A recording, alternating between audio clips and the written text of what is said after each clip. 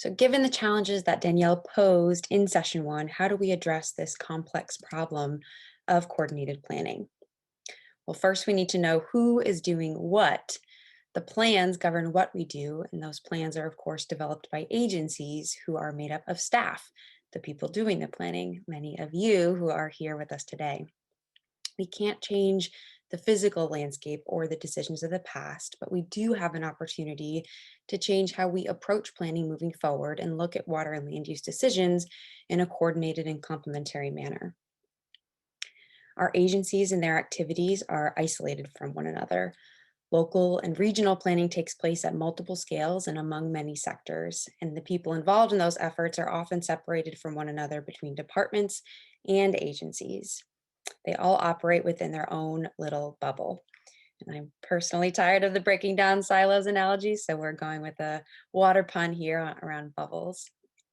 Each bubble represents countless agencies and their affiliated plans. And I'm going to walk through each of these very briefly.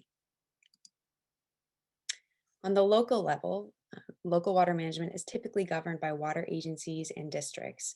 There are over 3,000 agencies in California managing water. The Department of Water Resources doesn't even have a final count of all of the hands managing local water, and that also includes cities, counties, and special districts. The plans that govern local water are urban water management plans, and those are prepared by urban water suppliers every 5 years to assess the reliability of water sources over a 20-year planning timeframe. On the regional level, you have the Integrated Regional Water Management Regions, in this case, the Santa Ana Watershed Project Authority, and groundwater sustainability agencies. These two agencies can coordinate, but tend to not be very coordinated with one another. The plans on the regional level include integrated regional water management plans, which are voluntary regional strategies for management of water resources, and groundwater management plans or groundwater sustainability plans, which are detailed roadmaps for how groundwater basins will reach long-term sustainability. On the regional water planning level, you also have stormwater resource plans, which are required as a condition for receiving grant funds for stormwater and dry weather runoff capture projects. Going to local land use planning, city councils, county board of supervisors, planning commissions, and other planning advisory boards, including the planning staff themselves, are in charge of local land use. The plans that govern local land use are typically general plans, which guide and map out a local government's long-term vision for the community's future growth.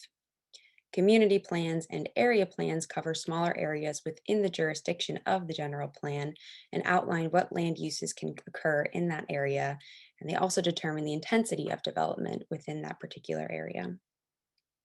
Another important plan on the local level are capital improvement plans, which are important in guiding multi-year planning for capital improvement projects. And then lastly, on the regional level, we have local agency formation commissions, or LAFCOs, which are present in each county in California. LAFCOs govern boundary changes and sphere of influence.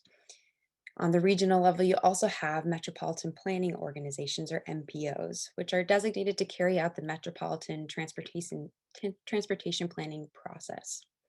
For this region, the Southern California Association of Governments is the regional MPO.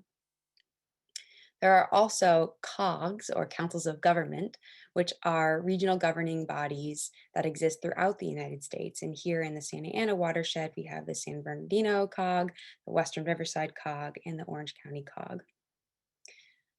On the regional level, the plans that govern land use are regional plans and blueprints, which outline the regional approach to transportation and land use decisions. You also have sustainable community strategies, which is an element of the regional transportation plan that lays out how the region will meet greenhouse gas reduction targets set by the state. Now, in this workshop, we're only demonstrating two broad subjects, water and land use, and two scales, the local and regional, but you can add many, many more bubbles or scales and subjects to understand the true complexity of water and land use management. So instead of breaking down silos, today we are popping bubbles, but it's not as clean and simple as that. There is a wide range of overlap and influence from decisions in each of these sectors or each of these bubbles, as you could see on this slide. And for example, jurisdictional overlap between cities, counties, and regional groups may cause power struggles or turf wars if agencies lack sufficient coordination, transparency, and communication. An integrated approach helps prevent that dynamic and will likely lead to more robust, if not streamlined, efforts. This mind map in no way represents all of the interdependent impacts. It just names a few categories influenced by decisions made in the various sectors. The Santa Ana watershed in many ways is a microcosm of this complex web of interrelated and layered planning efforts. The watershed consists of 3 counties, Riverside, San Bernardino, Orange County, and a sliver of LA County. 5 large water agencies, over 100 large and small water districts, plus multiple councils of governments and many plans, including the North Orange County Irwin Plan, the OWOW Plan, which governs the Santa Ana watershed, each city's general plan, each county's general plan, the list goes on. There are ample opportunities for local governments to integrate water and land use within their own jurisdiction, whether you're an elected official, a city planner, or staff. Whatever your role may be, you can coordinate with others through specific projects, plans, or efforts to integrate water and land use. And I'm going to briefly walk through some of those key integration points now. For those of you who aren't familiar, city and county general plans include jurisdictional goals and policies and lay the foundation for land use decisions made by planning commissions, city councils, or the county board of supervisor. Something that people in the water sector have been pushing for a while is a required water element in general plans. As of right now, most general plans do not adequately address water resources and their role in other elements of the general planning process, including the land use element, open space, conservation, and housing elements. As Danielle mentioned, SB 610 and SB 221 require land use authorities to demonstrate that adequate and reliable water supplies are available for any new development. And this is a small step in the right direction, this Show Me the Water legislation, but it has not been enough to ensure safe, reliable, and accessible water for communities throughout the state. A general plan water element that guides developers on where and how to develop in a fashion that is water conscious is needed to maximize local water supply, ensure water quality, and prioritize water reuse when possible. One example of that is Cathedral City in Riverside County, which has a water resources element, which was adopted in 2002. And that element addresses issues pertaining to water quantity, quality, and availability for current and future city needs. The element speaks to the coordination between the city, Coachella Valley Water District, the Desert Water Agency, and other agencies responsible for supplying water to the area. It's a great local example of this best practice. Another option is to include land use planners in discussions at the IRWIM scale. The decisions that one jurisdiction makes about development and land use can affect the entire watershed, especially water pollution and habitat loss. Getting different jurisdictions together at the watershed scale provides a venue for planners in the upper portions of the watershed to discuss and coordinate with those in the lower portion of the watershed. This is also an excellent venue to discuss groundwater recharge basins in the context of groundwater sustainability planning. And actually, the California Special Districts Association recently featured the San Bernardino Basin Groundwater Council in their cover story after awarding the San Bernardino Valley Water Conservation District the Innovative Project of the Year. For those of you that aren't familiar, the Groundwater Council was recognized for their innovative voluntary partnership among area water agencies, cities who work together to enhance local water storage in the region. And you can find out more, a resource that we're sending through the chat, also on our website. Many local government projects are single issue centric, either because one department is leading the effort or because the project requires funding that isn't flexible to allow multiple jurisdictions to participate. However, the state of California is very much turning the tide, and much of the state grant funding now incentivizes multiple benefit approaches, allowing, or in some cases requiring, local governments to collaborate. The recent Department of Conservation Watershed Coordinator Grant was a great example of this, encouraging cross-sector and cross-departmental collaboration.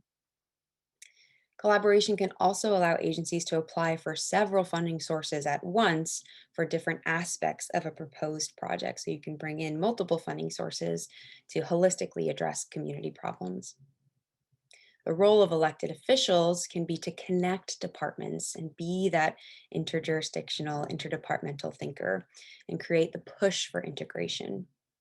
The key to ensuring that this process is successful is emphasizing that this will streamline efforts and clearly articulating the role for each participant through the entire process, from conception to implementation, so that coordination doesn't become a power struggle. Another opportunity for alignment is coordinating data and analytics across departments, agencies, and jurisdictions. This can include coordinated growth projections and linking water supply and demand to projected land use patterns. In 2016, California passed AB 1755, or the Open and Transparent Water Data Act, which calls for action to facilitate informed water data decisions.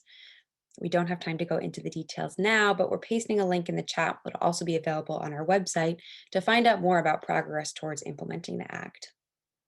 One of the major priorities that came out of AB 1755 was the creation of the California Water Data Consortium, which is a nonprofit working with a number of local, regional, state, and federal agencies to better align water data.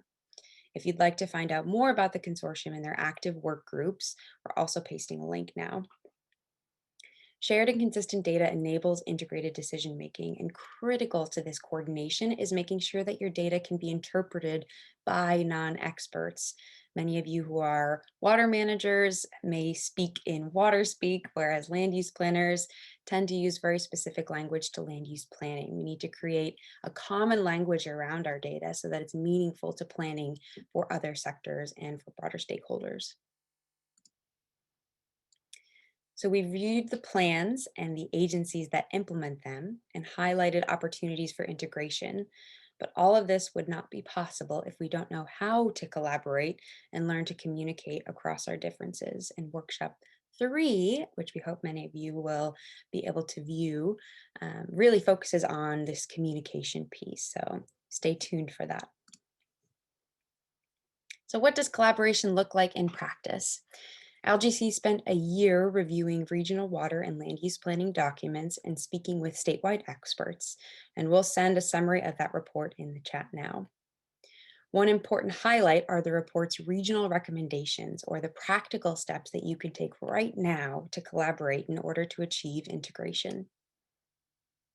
I should note that while there's overlap among these 4 recommendations, and they can build off of one another in progression, they're also each effective places to focus for meaningful change. So I'm going to walk through each of these right now and provide some tangible examples on what they can entail. The first one here is advocating for water access and affordability for underserved communities, which is especially important during the pandemic with high unemployment and low-income communities struggling to afford utilities and rent. A great way of coordinating on this is to coordinate water use efficiency programs to help customers reduce their water bill, whether by offering direct installs of water efficient technology at no cost to homeowners and renters, or incentivizing water efficient landscaping through lawn replacement programs and rebates. The second recommendation focuses on developing local leadership in water and land use by raising up new leaders from the community. Self-Help Enterprises, which is a nonprofit that operates in the San Joaquin Valley, facilitates a water agency leadership development program that's a really great case study in how to do this successfully.